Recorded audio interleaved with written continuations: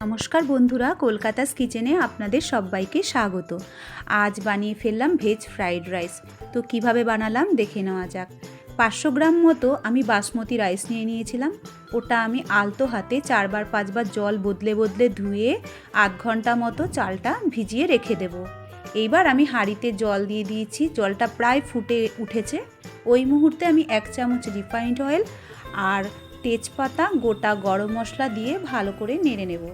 তারপর আস্তে আস্তে আমি চালটা জলের মধ্যে ছেড়ে দিলাম। 1 চামচ ভিনিগার আমি দিয়ে দেব, কারণ ভিনিগার দিলে ভাতটা সাদা হয়। এইবার আমি 90% মতো ভাতটা কুক করে নেব। ভাতটা 90% কুক হয়ে গিয়েছে। এবার ঝুড়িতে ঢেলে ছেঁকে নিলাম। কড়াই বসিয়ে দিয়েছি, কড়াই গরম হয়ে গিয়েছে। আগে থেকে গাজর আর বিনস লম্বা লম্বা করে কুচিয়ে নিয়েছিলাম।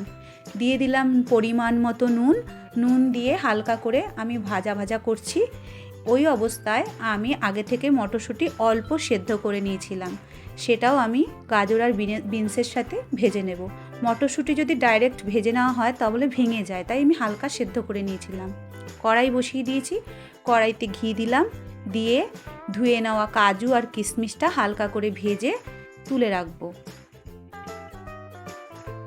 এরপর আমি রাইসটাকে ফ্রাই করার জন্য দিয়ে দিলাম ঘি, গোটা গরম মশলা, তেজপাতা।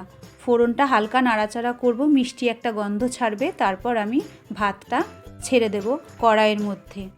ভাতটা দেওয়ার পর স্বাদ মতো নুন আর মিষ্টি দিয়ে আর আগে থেকে ভেজে রাখা ভেজিটেবলস আর কাজু কিশমিশগুলো ওর সাথে নিয়ে ভালো করে নাড়িয়ে চাড়িয়ে মিশিয়ে নেব।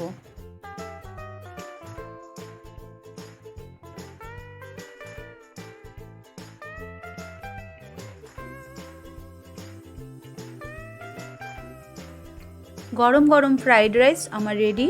আমি এটা চিলি চিকেন আর স্যালাডের সঙ্গে পরিবেশন করে নিয়েছি। খেতে অসাধারণ হয়েছিল। বাড়িতে একবার বানিয়ে দেখবেন, কেমন হয়েছে কমেন্টস করে আমাকে জানাবেন। ভিডিওটি ভালো লেগে থাকলে লাইক, কমেন্ট, শেয়ার করে কলকাতাস কিচেন চ্যানেলটিকে সাবস্ক্রাইব করে দেবেন। আর ফেসবুক থেকে দেখলে পেজটিকে ফলো করে দেবেন। ধন্যবাদ।